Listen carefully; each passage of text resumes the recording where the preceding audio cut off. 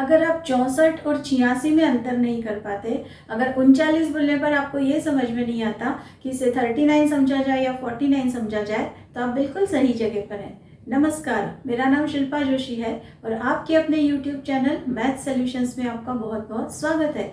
आप लोग सोच रहे होंगे कि आज मैं हिंदी में क्यों बात कर रही हूँ, तो मैं आपको बता दूँ, आज 14 सितंबर है और आज का दिन हम हिंदी दिवस के रूप में मनाते हैं।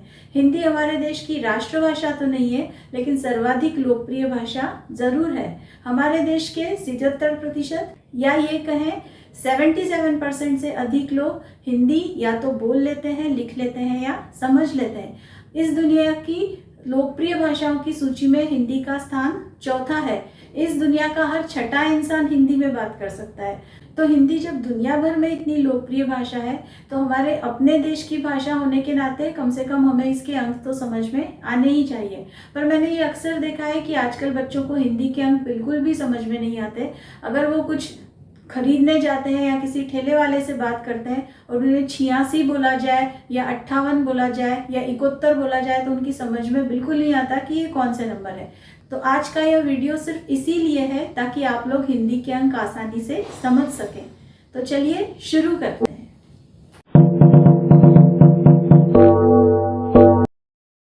हिंदी की गिनती में अक्सर 1 से 20 तक के अंक समझना बहुत आसान होता है। इसके अलावा 20, 30, 40, 50, 60, 100 तक के नंबर भी समझना आसान है। जिन अंकों में परेशानी होती है वो अक्सर बीच बीच के अंक होते हैं, क्योंकि बीच बीच के अंकों में हमको समझ में नहीं आता कि इन्हें किस तरह से समझा जाए। तो मैं आज आपको बताऊंगी कि इन बीच बीच के अंकों को कैसे समझना है। हिंदी में अक्सर 2 अंकों की संख्याओं को बोलने का तरीका बिल्कुल अलग होता है, जिसकी वजह से सारा कंफ्यूजन या हम ये कहें उलझने पैदा होती है। मैं आपको उदाहरण देकर समझाती हूँ। अगर मैं एक नंबर लिखती हूँ 8, 5, अब 8, 5 में 5 की प्लेस वैल्यू या हम ये कहें इसका स्थान कौन सा होगा, इकाई। मैं इसको इंग्लिश में लिख सकती हूँ वंस की प्लेस वैल्यू, और 8 हो गया टेंस की प्लेस वैल्यू।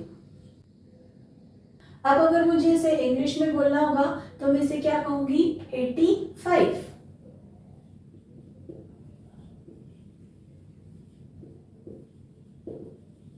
इजी।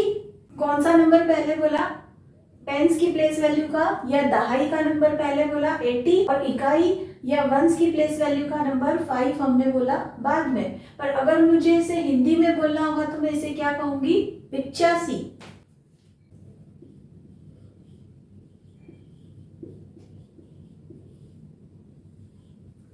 अब ये जो 85 शब्द है, ये 2 शब्दों से मिलकर बना है, 5 और 80। अगर हम इसको अलग अलग करते हैं तो ये होता है 5 और 80। अब जो सारा कंफ्यूजन है या सारी उलझन है वो यहीं से शुरू होती है। 5 की प्लेस वैल्यू क्या है, या 5 का स्थान कौन सा है, इकाई का या हम ये कहें वंस का, और 80 का क्या है, टेंस का या दहाई का। तो इसका मतलब क्या हुआ, जब हमने हिंदी में 2 अंकों की संख्या बोली तो हमने इकाई का अंक पहले बोला और दहाई का अंक बाद में बोला। 5 और 80 मिलकर क्या बन गया, 85।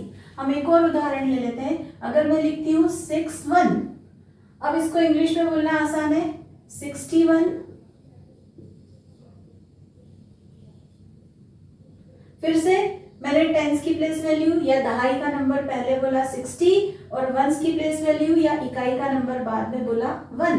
पर अगर मुझे इसे हिंदी में बोलना होगा तो मैं क्या कहूंगी, इसे 61।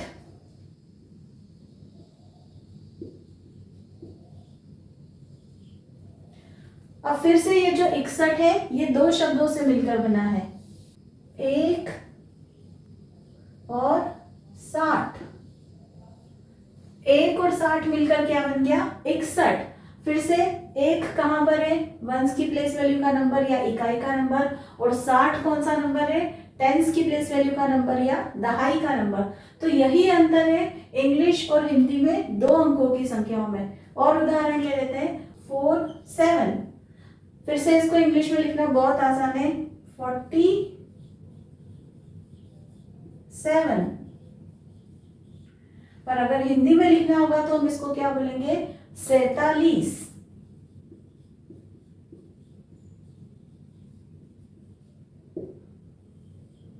फिर से ये 47 शब्द दो शब्दों से मिलकर बना है, 7 और 40। 7 और 40 मिलकर क्या बन गया, 47। फिर से 7 कहाँ पर है, वंस की प्लेस वैल्यू पे, 40 कहाँ पर है, टेंस की प्लेस वैल्यू पे। तो यही अंतर है हिंदी और इंग्लिश की संख्याओं में, जिसकी वजह से सारा कंफ्यूजन है। मुझे लगता है अब आपको काफी कुछ समझ में आ गया होगा कि क्या अंतर है जिसकी वजह से हमको 2 अंकों की संख्या हिंदी में जल्दी से समझ में नहीं आती। तो अब जब भी आपको 2 अंकों की संख्याओं को हिंदी में बोलना होगा तो हमेशा याद रखिए कि इकाई का अंक या वंस की प्लेस वैल्यू का नंबर हमको पहले उच्चारित करना है, बाद में टेंस की प्लेस वैल्यू या दहाई का अंक उच्चारित करना है, और इन दोनों शब्दों से मिलकर बनेगा एक शब्द।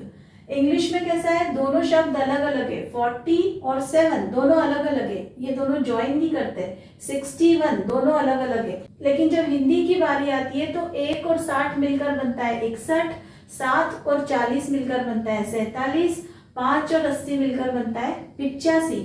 एक और उदाहरण ले लेते हैं, 7, 8। अब इस नंबर को हम इंग्लिश में क्या बोलेंगे, 78।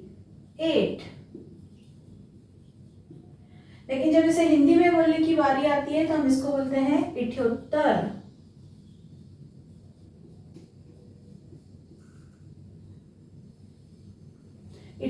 फिर से 2 शब्दों से मिलकर बना है, 8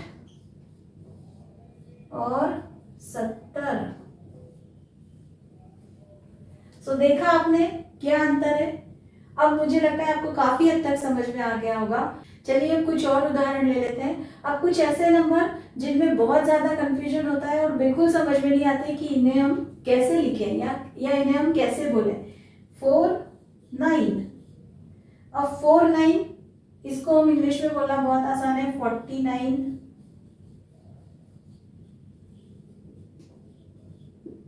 और अब इसको हिंदी में हम क्या समझे, 39 समझे या 49 समझे, क्या समझे। इसे हम हिंदी में क्या बोलते हैं, 49।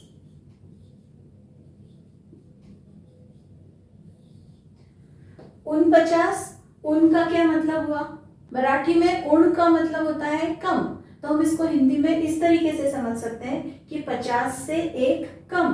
तो 50 से 1 कम तो ये हो गया 49।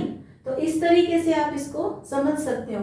और उदाहरण ले लीजिए, अगर मैं बोलती हूँ 89, तो हम इसको इंग्लिश में लिखना तो बहुत आसान है, 80 और 9। अब इसको हिंदी में क्या बोलेंगे, अगर हमने इसमें एक और ऐड कर दिया तो क्या हो जाएगा, 90, या हम इसको हिंदी में बोल सकते हैं 90। तो उस 90 से 1 कम तो हम उसको बोल सकते हैं 89।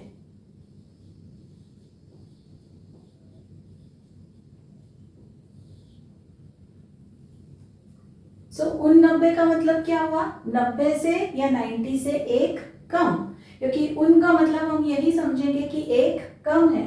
तो 89 मतलब हो गया 89।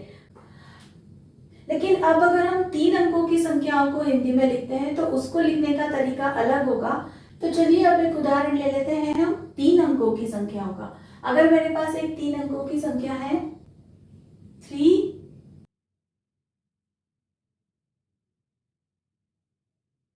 इस नंबर को हम इंग्लिश में क्या बोलेंगे, 325।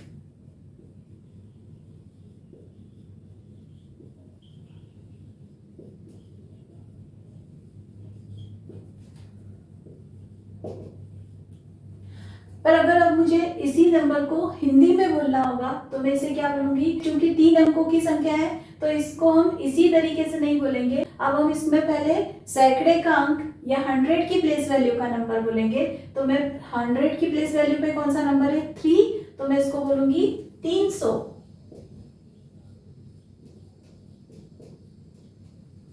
उसके बाद जब 2 अंकों की संख्या आ जाएंगी तो हम फिर से इसी तरीके से नंबर को बोलेंगे 25। इसमें वंस की प्लेस वैल्यू या इकाई का अंक क्या है, 5, तो हम इसको बोलेंगे 25।